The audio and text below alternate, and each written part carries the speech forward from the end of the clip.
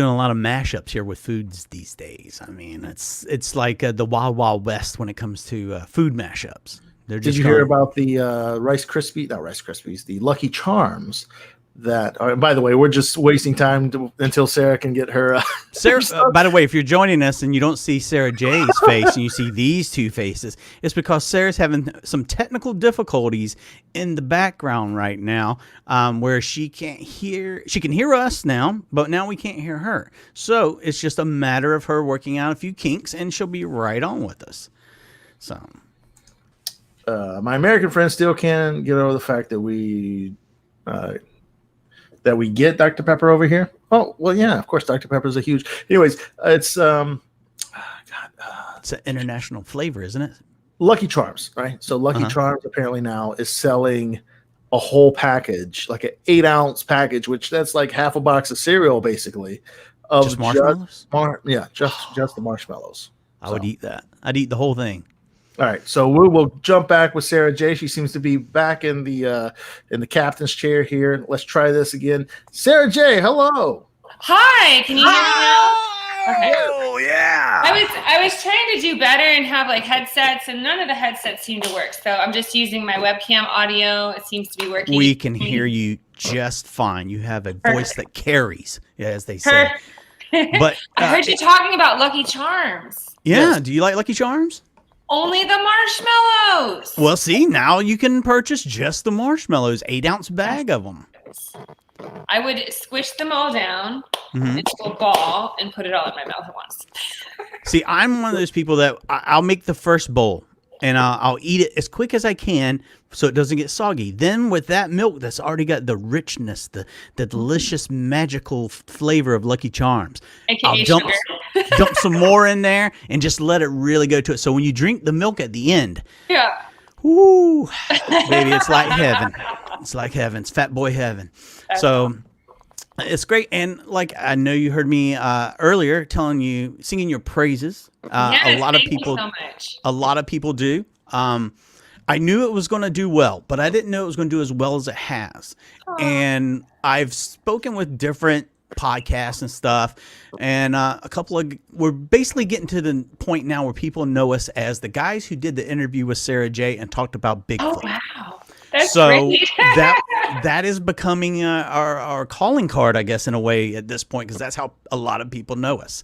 So with that in mind, a lot of people asked us, hey, since you talked to her about Bigfoot last time, is there any way you can find out her thoughts on some of these other crypto type things or conspiracies that are out there? And it seems like people like to know that side of you and find out a little bit of something that, you might not talk about during, like I said, hot yoga.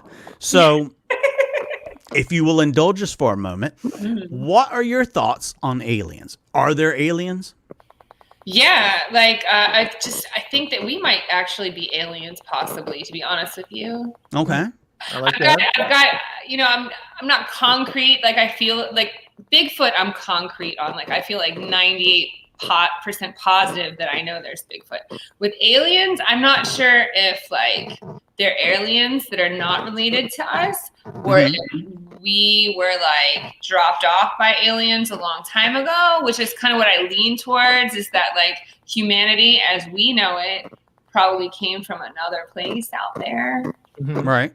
That's kind of what I think. Maybe they come back to check up on us every now and then. Maybe there's a lot of aliens and like sometimes they just pass through and they're like, oh, there's some like living things on this planet. I'm not sure exactly how that works, but I definitely feel like there's aliens. There's too much out there for their. It'd be very naive of us to think, like, wow, we're so special. Look how special we are. But yet there's a planet full of special things around us that we see all the time, and we don't really say, oh, wow, there's not another planet that's inhabited. I mean, it is kind of silly. So I think you're onto something. The other thing that like strikes me is like the Egypt stuff, right? Like the pyramids and like the stuff at the beginning of our recorded time.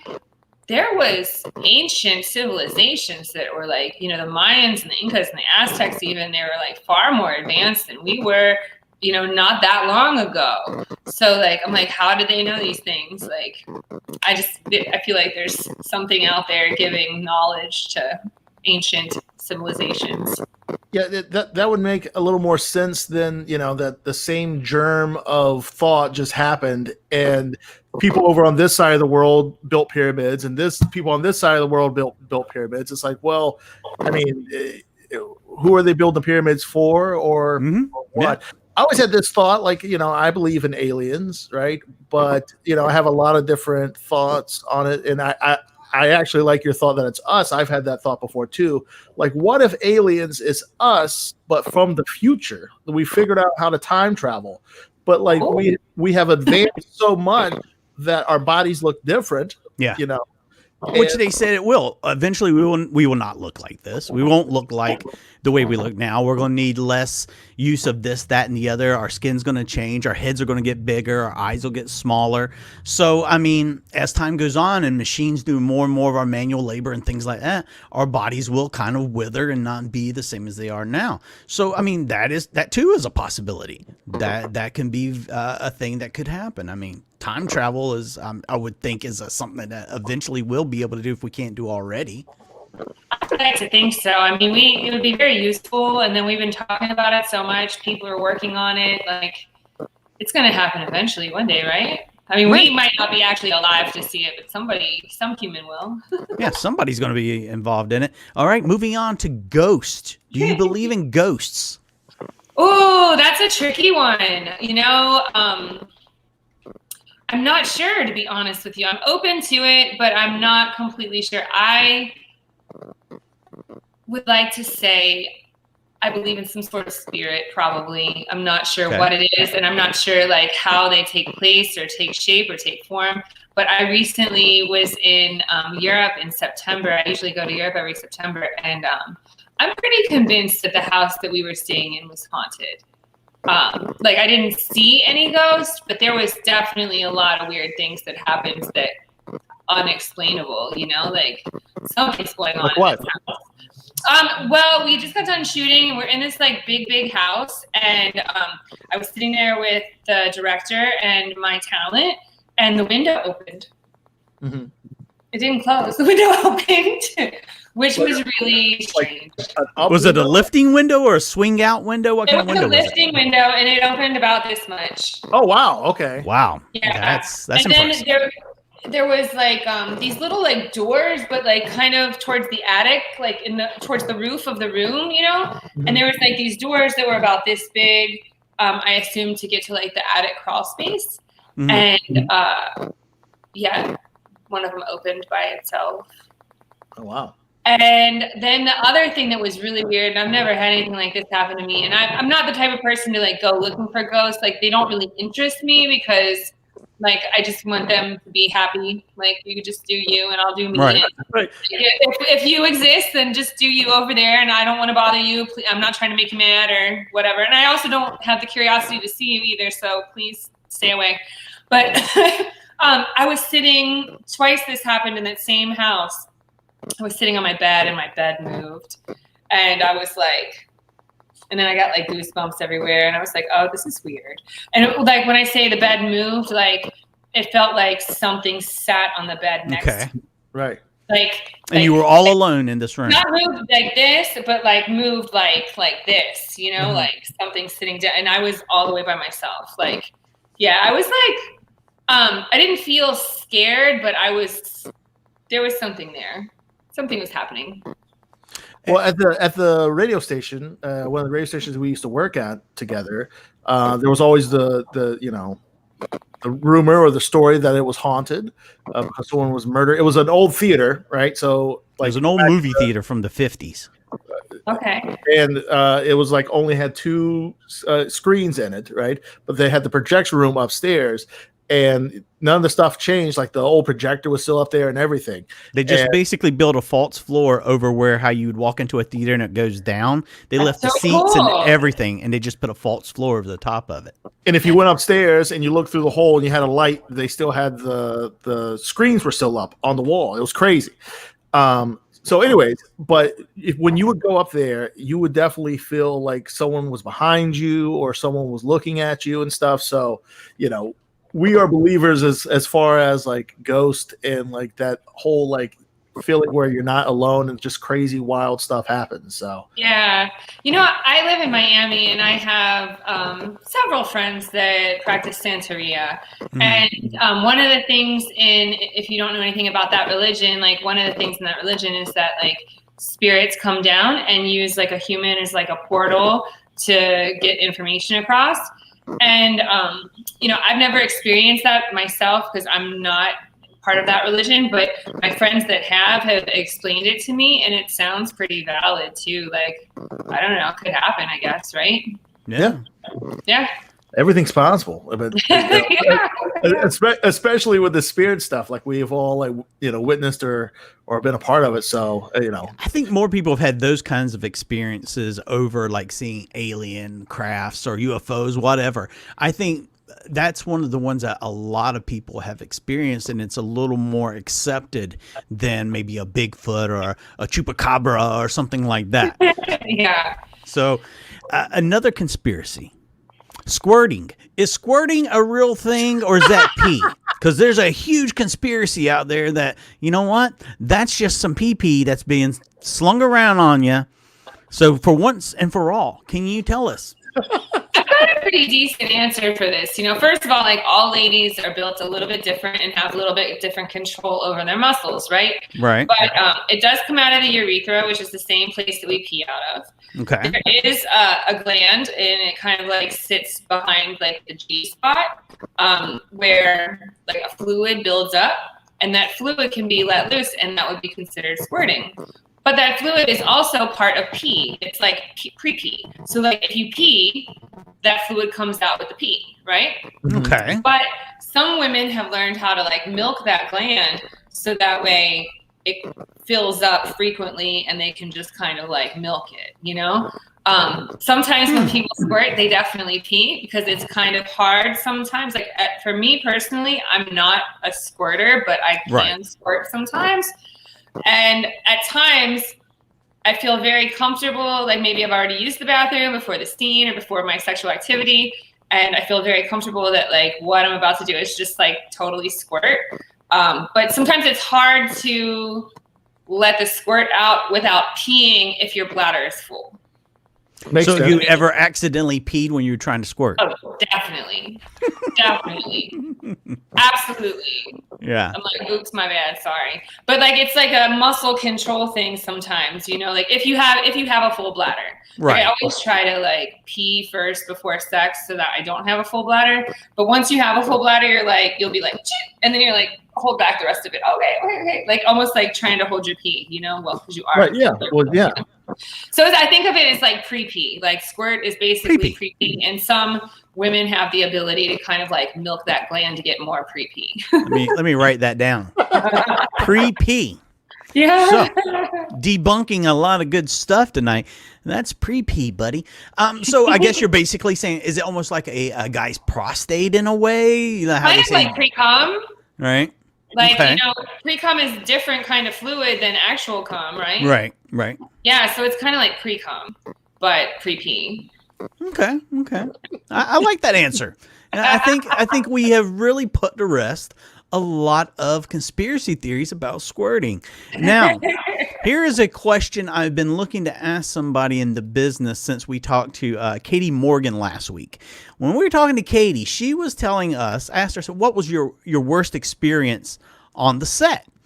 And she told me, she said there was a time that she was shooting outdoors. She was shooting on a mountain at sunset. So it was very, very important that they got this shot.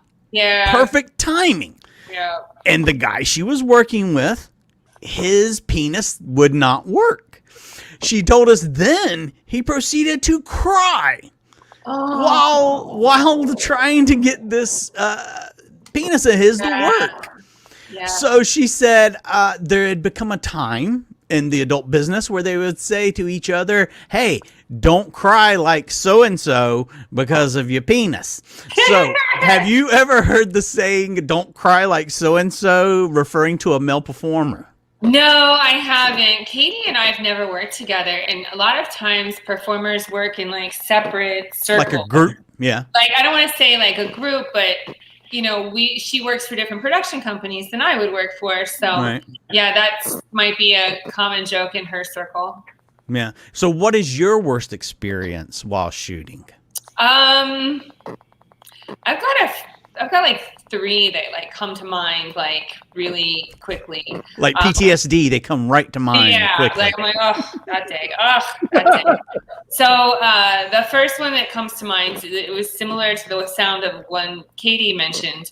It was in a pool in like March in LA, which is a cold time in LA. It's a bit cool. It's a cool time. All right. And Especially for a pool. Yeah, the pool is not heated. It was a boy-girl scene, and I'm supposed to tread water and give head at the same time, which, I mean, is challenging enough, you know? We started at 8 a.m., I think, and so that means we got on to set at like 9:30 after makeup, and because the water's cold, the guy's like sitting on the edge of the pool, which is like all rocks, and because the water is really cold, they want him to put his feet in there, and then they want me to like swim up to him and like give him head, and so every time he puts his feet in the water, his dick shrivels up, which is totally understandable. It's like cold, like I'm miserable also, and so because this is taking so long, the sun keeps moving. And then they have to keep changing the lights and checking the light meter. And so that's making it take longer. And it was like horrible. It was horrible. I was in the water maybe like, 6 hours or something. Oh my God. Not saying that that's like the longest shoot ever, but to be in cold water. Yeah, and the water. He keeps on getting out of the water and getting his dick hard. And then as soon as he puts his feet in the water, it's like, it was a super struggle. So that was like the one. There was another one, kind of the opposite of that, but the same, where it was in a boxing ring in a garage with no AC, and the director was kind of like all over the place, and there's no AC happening, and then we have like boxing gloves on, so like we're trying to like touch each other and like stroke cock and stuff with boxing gloves on, which is like really what hard. a great premise. Yeah. And now we're all sweaty and slippery, and like I can't get a hold of the dick, and like I'm just miserable, and it took 12 hours. Oh my God. I'm surprised you didn't get MRSA from a dirty boxing ring. No doubt. Like, oh my God. I'm surprised there wasn't a workman's comp claim on this set. I mean, that's really going at it for your trade. I mean, that's 12 hours. That's ridiculous. I know. And then like the last one wasn't that bad, but it was still a little bit scary. Well, I guess it's like 2 different ones technically. It's like anytime the cops show up, you're always like, oh no.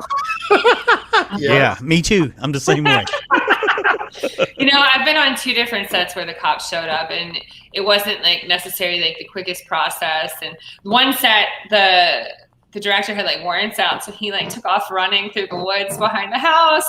And then like the other time the cops showed up, they were like really cool, and it ended up being like nothing. The first one, they wrote everybody tickets and stuff, and then the second one ended up being like nothing, but it was in Vegas, and so the cops had to like call it in and see what we were doing that would be against the law if we were doing anything, because we were shooting in a house.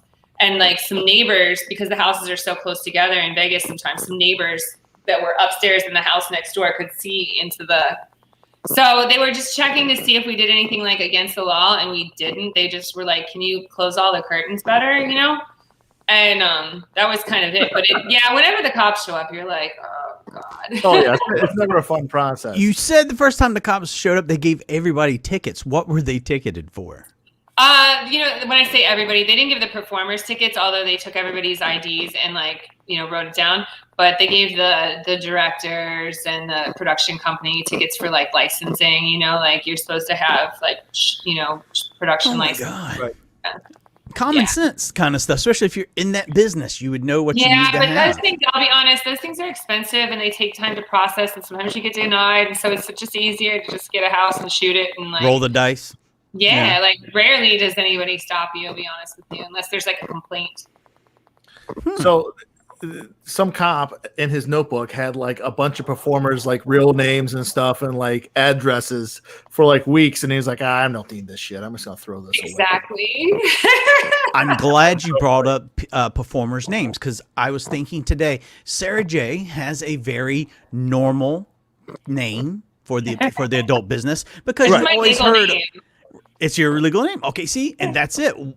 what made you decide to use your actual name and not one of these really weird porn names that you hear? That when I was listening to a memoriam not too long ago, when some women had passed that were in the business, and some guys, and they're saying their names, and when your name is like Fluffy Caht, I mean, it's kind of hard for you to be like, oh man, I can't believe Fluffy died.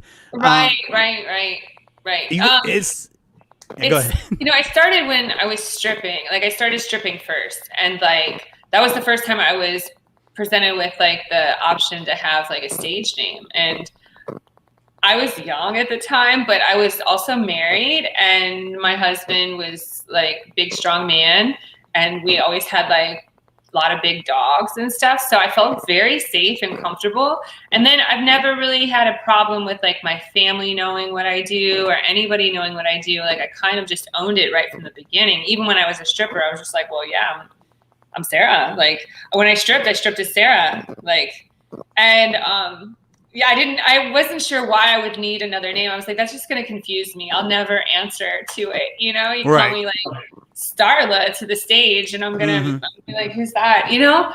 So I always felt very comfortable just being called Sarah. And then when I started doing porn, I was like, oh, I kind of need like a last name. So I just used my middle name.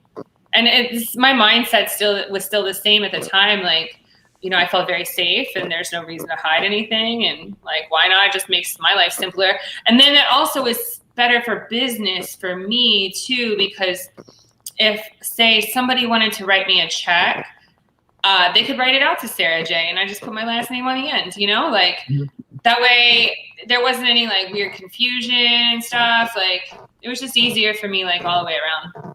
Look, there it is. There's that sage advice from a businesswoman to anyone thinking about getting into the business. Hey, come up with something that is your own name. That way you're not having all this confusion. You own your own name and that kind of thing. And look, there we go. Sage advice already from a very intelligent business lady. You know, it doesn't work out. I was going to say, it doesn't work out for everybody, because some people are trying to create that like separation between like their personal life and their like on camera life. But I didn't really feel it necessary. You didn't go with Sarah Mellons or nothing weird like that. So, yeah. I mean, that worked out good for you. Now, if you weren't doing what you're doing now, if you weren't just the entrepreneur you are right now with your own businesses and your own talent and everything that you've got going on, what kind of business could you see yourself in that isn't adult related? I would probably be working in some type of office. Like, I've got pretty decent office skills, and I'm kind of bossy. Like, I like paperwork, which is weird. That is weird. Bring me that paperwork. Yeah, buddy. Like, I think that I always try to envision, like, you know, at the point that my life pivoted to adult, I was working in an office at that time. I was working in a couple offices doing a couple different jobs. And I always think, like, how would I, from that moment, like, how would my life pivoted if I would not have started an adult? And I think that I probably would have continued to work for that company or other companies similar until I've like worked my way up the ranks to like, you know, CFO or something, you know, and then, or I may have started my own business doing totally some other interest, but it definitely business minded. I'm like, I've always been like that. I like to produce and like make things and make money and make business for others, people to make money. Will you ever open a yoga studio? Because your hot yoga it seems like it's very important to you, and I could never do it. So I'm very impressed with it. Is that something you would ever do? Like, you know, maybe a couple years down the road, you get into that? You know, I don't see it fitting into my life, into my plan, but I would totally do it. Like, let's just say like porn got banned all across the globe, and suddenly, yeah, I can't do what I do, the naughty things that I do. It would definitely be an option. Like, I could see that as like an alternative. Yeah, for sure. I have a plan, and I don't really see that fitting in, but it could. So we were always trying to find out a little something that maybe you keep to yourself that you don't really share that much with everyone. So what is maybe a habit you have that you're embarrassed about, or maybe there's something you enjoy that you feel like if you told people like, hey, I really like watching 90 Day Fiancé, they would laugh at you. Is there anything in your life that you feel like people would be surprised to hear about you? I'm a little bit weird just in general. So like, there's probably quite a few things, but like I like to play with Lego, and I collect action figures. I took 6 years of Latin. I'm just throwing some gems out at you. Okay, so let's go back to the action figures. Okay, are you collecting GI Joes, He-Man? What action figures are in your collection? My favorite stuff to collect is Tokidoki, and I like mini brands, which I like little miniature anything. Are you familiar with Tokidoki? No. Bishop, Tokidoki, is that on your radar? Because I have no idea what Tokidoki is. I'm looking it up right now. What is Tokidoki? Tokidoki is an Italian artist that creates characters in a Japanese style. Like anime, kind of. Yeah, he's got very distinct characters that he uses, and he releases like different collectibles like all the time. So I've got probably got like about 100 of them, and then I've got like clothes and all this stuff. I really like Tokidoki a lot. And so, when you get these figures, are you the kind of person that's like, oh, gotta put it up here, can never touch it? Or are you the kind of person like, I'm gonna play with it first? Do you buy two? What? I had a buddy that he used to collect toys, and he would buy two. He would buy one to open up and like set up, and then he would buy one just to have in the box. No, okay, so like I play with all of them, and a lot of the Tokidoki stuff comes in like mystery surprise boxes, which just excites me even more. So you have to open it. You're like, oh my God, what did I get? What did I get? You know, you get like, you just go to it's all the boxes are the same. You just go and you pick them out, and then you take them home, and you're like, hopefully it's something I don't have. Tokidoki. I've really got to dig into that. I'm pulling up Tokidoki right now. I have it on my phone, but I just want to show you the Tokidoki. Yeah, you illiterate bastard. I know. You hear how she spelled it? Come on, get it right, Bish. I got it already. It's cute, right? They're kind of like maybe like Hello Kitty-esque, but not quite as girly, I guess. Yeah, there's what got you into it? I mean, that's kind of something a little obscure, isn't it? I mean, I've never heard of it. I've been into it since for a long time. Like when I was a kid, I kind of liked Hello Kitty stuff a lot. Like the thing about Hello Kitty is they always have accessories, like so many accessories. I used to go into the Sanrio store, and they have like chopsticks, and they have pencil boxes, and they have like all these things. And so I really liked that when I was a kid. And sometimes Tokidoki will do like collabs with Hello Kitty, and I think that's how I got turned on to Tokidoki. Tokidoki is a little bit more edgy than Hello Kitty. Hello Kitty is probably a little bit more feminine and maybe like immature slightly. Like I think Hello Kitty is aimed towards like a younger age group, where Tokidoki is like a little bit more adult or teen oriented. That's pretty interesting. Bishop, I see you looking. Yeah, no, I'm finding it. He's trying not to laugh. I mean, it's embarrassing. No, he feels bad for you that you've collected Tokidoki for so many years now. He didn't want to tell you the Tokidoki market has completely crashed and they're worthless. That's what he's trying not to tell you. These sound expensive, though. I think these are probably bad. Like the little mystery boxes, they're like between $8 and $14 a piece. They're not terrible. No, it's pretty cheap. That's a good hobby then. I mean, if that's what you're spending on them, by all means, buy 100 of them. Why not? Yeah, no, I do. I have like a ton of them. They're like all over my room. You keep moving your arm. What is that tattoo right there? It looks like it almost like a power button for like a PlayStation or something over there on your wrist. A machine. Your machine? Yeah, that's my power button and my play button. So you have a power button. Is there any other buttons? No, I figure one day I'll get a reset button or a pause. A pause or a rewind, maybe. Give you a different option. Put one over your butt for stop. I was thinking about getting like a reset button put in over here or something. I always thought about. Go ahead. Oh my goodness, these are adorable. So these are called unicornos, and they're all different. They bring them out for different holidays and stuff too. You can see one there for like Day of the Dead and the Year of the Dragon, Fuego. Yeah, I've got most of those ones. That's pretty exciting. When you buy those, do they go up in value? I don't know. It says on the box that they're collectibles and they're not toys. So I'm going to assume that one day they'll go up in value, but I could care less. You'll never part with them. I like looking at them. I'll be honest. I keep them in my bedroom, and when people come into my bedroom, they're like, "Do you have children?" I'm like, But they brighten up the room, and they kind of like, it's like when you wake up in the morning, like all these like eyeballs, like, hello. She said she didn't have kids, but it was toys all in a room. I wasn't sure what was going on in there. I was all upset. How many do you have? She's about 100. I would say like the unicornos specifically, I probably have like 40. Oof. Yeah, they have other little characters too, but the unicornos, I probably have about 40. Wow. Yeah. I have all like the artwork pulled up. It's really interesting. It's like you said, it's definitely more edgy than like Hello Kitty, but it's with the same style in a way. You would think Tokidoki was Hello Kitty's friend, maybe from down the street. Sometimes they are friends. They do collabs, and they'll be on the same shirts and bags and stuff too. You really love that stuff, don't you? It's fun. Really it like makes me smile, like, and it makes you relatable too. And that's the whole reason why when I started doing adult interviews years ago, back in the early 2000s, I wanted to bring a relatable side to people who they're just like you and me. What you said, Bishop? Mystique. Like there's a mystique about there is, and sometimes there's a stigma attached to it.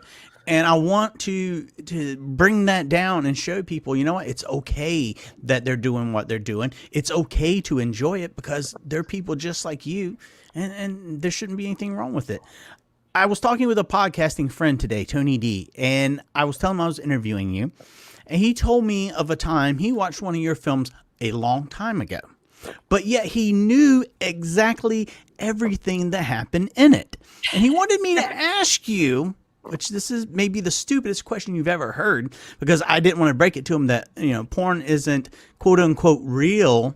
He said you were in the scene, you were jogging. It looked like maybe you're in San Fernando Valley, jogging down the street.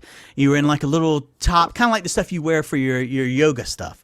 He said you're jogging down the street, you're drenched in sweat. He said, first of all, he wanted to know, was the sweat real?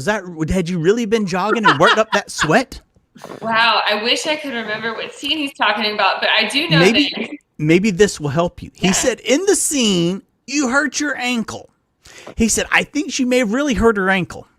And she was selling it that well. That well, yeah. He's I think she really hurt her ankle.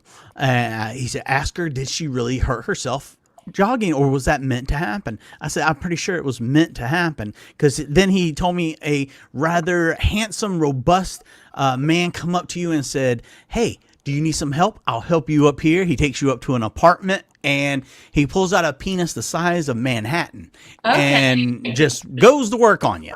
I said, I'm pretty sure all that was scripted, but if it wasn't, could you tell my friend Tony D, one, yes, that was real sweat, and two, that you were okay, you did not injure yourself in this film that was made so long ago, and I couldn't even tell you when it was made. Right? I don't remember the exact scene, but I will tell you this. I definitely did not hurt my ankle. I've never hurt my ankle on set.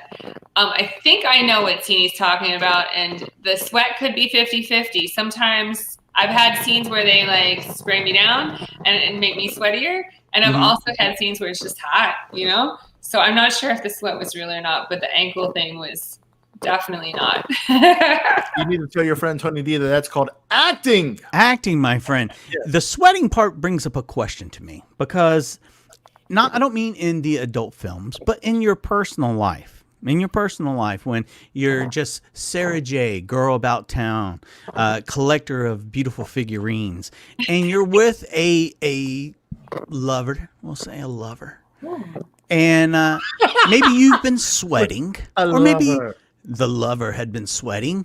Are you the kind of person that says, hey, before anything happens, I'm going to roll here in this bathroom. I got some pussy wipes. I'm going to clean myself up. Jesus. And then that's what they are.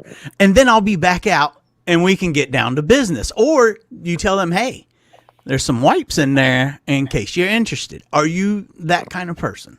Yes, 150%. I might even jump in the shower. Like, why not? Like, hey, I take really quick showers anyway. Like, I live in Florida. I take several showers a day sometimes because it's just hot, Right. So, yeah, if I'm at home, I'll jump in the shower. I'll be like, hold on 1 second. I'm just going to jump in the shower. It takes me like 2 or 3 minutes at the most. Yeah, Right? freshen Jump in, up. rinse off, wash off the tits, pits, and ass. Like, yeah, you're good to go. Have you ever what they call a whore's bath, where Yeah. you basically throw one leg up on the sink and you splash some water up on yourself, and then That's you what get I do down when to I'm not at home. Like when I'm not at home. when you're in there's a nobody, restaurant or something like that, you just want to gas freshen station up. or whatever. Wherever you may be, a rest stop, wherever Applebee's.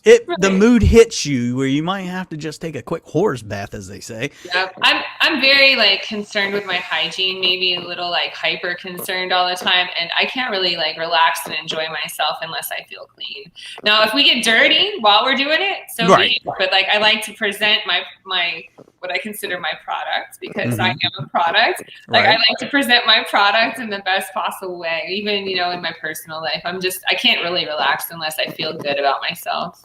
And that's important. That really is important. See, there's my friend Tony D. Yes, I did ask her, and she said, 1, 50-50 on the sweat. 2, she's never hurt her ankle on the set. So that was what you call legitimate thespian acting classes. She went to Juilliard, I heard, maybe. I don't know. But she has the acting chops of a young Jennifer Aniston. So make sure you know from now on, if you see Sara Jay hurt in a video, don't get sad. Don't be concerned.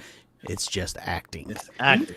Acting. Sarah, you're so busy. You have so much going on. We're fortunate just to get some time with you. Tell everybody, what's your latest projects? What are you working on now? Is there some new stuff coming out that we need to keep our eye out for? What's going on in the sexy world of Sara Jay? Oh my goodness, so much stuff. This like COVID moment has given me a time to just really bang out things that needed to be finished, projects and stuff that needed to be worked on and finished. We've got 2 new releases. It's called Wide Side International Search Colombia, Volume 1 and 2. I saw y'all were doing a contest for like something like that. I was like, wow, they're doing a contest. That's amazing. That gives everybody a little bit of opportunity to be involved in the business if they want to. Yeah, I've got so much going on. It's like, it's confusing at times, but I've got a videographer contest going on. I've got a stripper contest going on.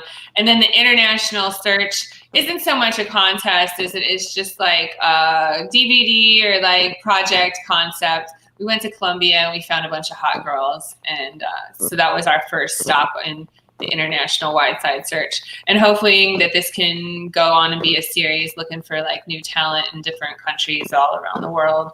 It was great. Colombian girls are amazing. But then we're also, Wideside's my production company, and we're also starting a new website, wideside.com. Ooh. And all of our DVD projects will be available on there for streaming. And really excited about that. That's almost finished. Then the other really cool thing that I've got going on is I started a CBD company, sarajaycbd.com.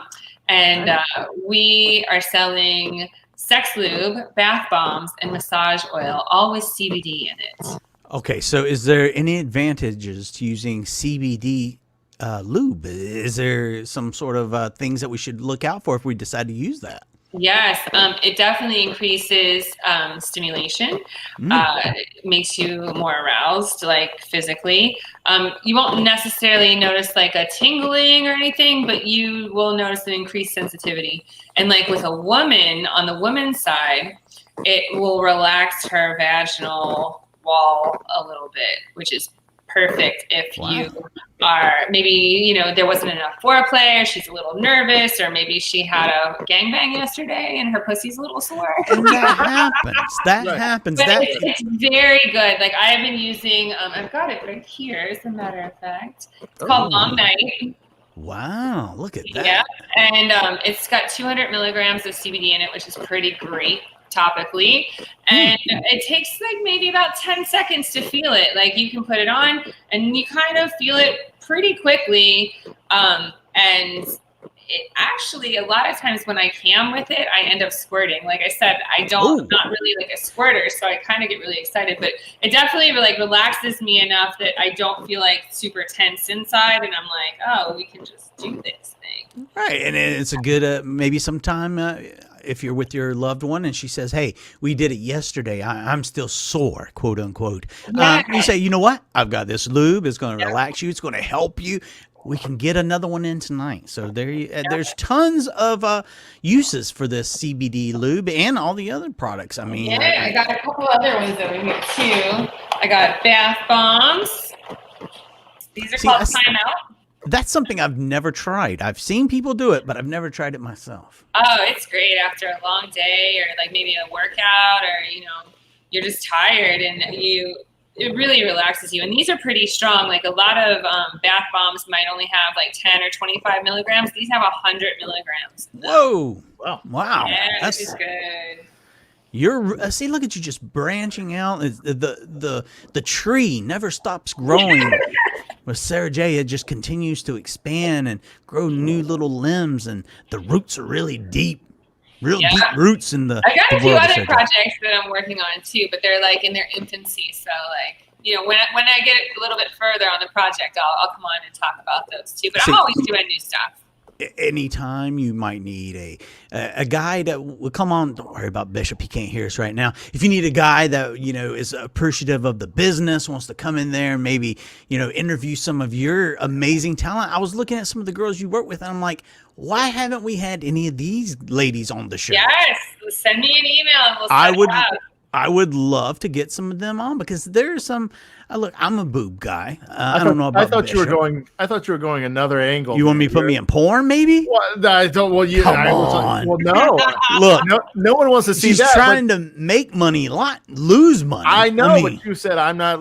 You said Bishop's not listening right now. I was like, is he finally like going to pitch to someone to put him in the porn? Like, yeah, okay. Absolutely not. Well, no one wants to see this nearly 50-year-old man in an adult film. There's nobody. Right. Nobody. We would be in the negative on that film. Right. But I would love to have some of the ladies that work with you. I mean, they've got the look that I appreciate in a film. Let's just put it that way. That if I was scrolling through, I'd say, "Oh, I want to watch this one. This one's right up my alley." Oh. I manage great talent. I manage a few guys and a few girls, and all of them are like unique and different and interesting, and they all have different roles within the adult community. It's pretty exciting. And everybody's got a story. Yep. Everybody has a story, and everybody deserves a chance to get it out there. Anytime, like I said, you want to work with a great podcast too, come on in. Our doors are always open to you, Sara Jay. Tell everybody the million places they can find you. Yes. Well, I think the best place to go is sarajaylinks.com. That's like my link portal. So it's got, everything that I'm doing. Like, and it's 50 miles long, by the way. Yeah. You want to find some porn. You want to find social media. You want to buy t-shirts. You want to buy my stroker. I have a stroker, which is that talks to you. Yeah. Yeah. And they came out with a new one too. And now it's got like 7 different voices of mine, like 7 different. Like you can go through like orgasm and like finishing up and like all that stuff, You need a catchphrase though. You need to get yourself a catchphrase. So each time you can hit them with the catchphrase where they're like, yeah, that's the Sara Jay catchphrase. You know what I hear is my catchphrase. I listen to the fans and I hear what my catchphrase is. I got a couple little things that I say and I think, get it, get it, get it, get it, get it is probably one of them. And then the other one is I make this little like, sound all the time. Get it. I thought when you said that there's 7 different voices of Sara Jay, I thought you meant like angry Sara Jay. Hey, what are you doing? Good. Put that down. Sad Sara Jay. Right. I'm so sad. This is a terrible day. Right. So you got the Sara Jay links. The Sara Jay links is like the one-stop Sara Jay shop. Of course, I've got my personal site, sarajay.com. Twitter is sarajay_x.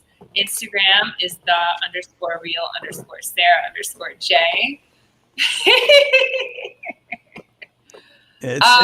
It's working. I mean, you're really doing good stuff. Yeah, I have a YouTube channel, Sara Jay TV, where I have some comedy skits on there that I've done. Nice. I'll have to send over. Once I did work with a Joanna Angel sex doll. I'll send that video over to you. And, if you laugh, that's great. If you cry, yeah, that happens sometimes too. It's called acting. It's called acting. You'll see some acting. I mean, come on. Bishop's in it. I'm in it. I mean, a Joanna Angel sex doll is in it. I mean, Oh, that's awesome. what more can you ask for? And when I say what more can you ask for, Sara Jay has everything. If you would like to see someone who loves what they do, as they say in the business, someone who really, when you see them working, you're like, that girl, she's really into what she's doing right now. And that's what comes across the screen. And that's not acting, folks. When she hurts her ankle, that's acting. But when she's in the bed, she's not acting. She's not acting at all. Sara Jay, thank you so much for coming on the show. Everybody can go over to our YouTube channel and see this video. If you're watching or listening anywhere else, make sure you get up to our YouTube channel. We're trying to grow that and expand it and get it going. And you'll see some stuff that can't put other places. We'll say 18 and older. Maybe you can see some of that stuff on there. Nobody's naked, but you'll hear me say a lot of stuff about vagina and penis. So go on over to our YouTube channel. Check it out. Check out Sara Jay's comedy skits right there on YouTube and all her beautiful, beautiful photos. And get one of those private sessions where you can be talk to Sara Jay and it's just you and her private chatting and doing that kind of thing. That seems like that's the way to go if you're going to do it. Go ahead and just splurge. Go in for it. Especially right now when everybody's at home. Yeah. It's just stay at home, turn on your webcam, and let's get it. Yeah. I would have to pay by the minute because any other way I would go broke. It had to be by the minute. So, Sara Jay, thank you so much for coming on the show. We look forward to having you on again very, very soon. Thank you. It's a pleasure as always. Thank you, Sarah. The great Unstoppable Sara Jay. Yes. Unstoppable. You can try, but you can't stop Thank it. you. Thank you so much, You Sarah. guys have a great night. Hey, You too. She's in Miami. We're in North Carolina. Who's having the better night tonight? I guarantee it's Sara Jay. I like that she has the CBD stuff. Yeah. Isn't that right? that's amazing that you're able to branch out. I mean, and that's the way to do it. If you're going to go into business for yourself, have your hands on a little bit of everything, buddy. Mm-hmm. Yeah, use your star power to branch out in different things because you never know what's gonna resonate with your fans. I mean, get into it. Give it a try. Don't be afraid. One thing Sara Jay's taught us, never be afraid to take a chance. So Mikey, you were saying before, join us, follow us, whatever how you do it. Like us on these different social media platforms, YouTube, Credence and Bishop Show, and the same for all of these: Twitch, Twitter, Periscope, and Facebook. Did I say Twitter as well? Yeah, CB Radio Show. Just search that, follow us, like us. Do all of it. Once again, seriously, big thank you to Sara Jay for joining us. What a class act. Yes. Real class act. Always has a million things, irons in the fire, as they say. So yeah. And very entertaining. Very well spoken, very entertaining. And if you've never seen her movies, now's the time. Mm-hmm. Now's the time.